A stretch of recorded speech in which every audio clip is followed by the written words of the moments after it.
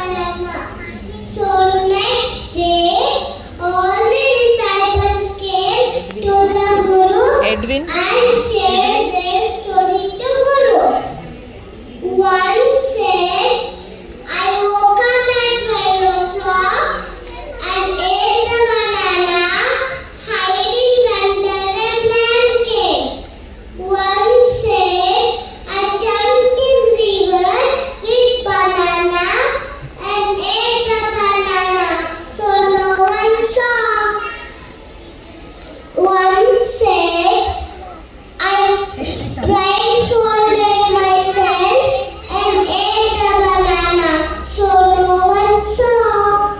Lastly, Kanakadasa came holding the banana.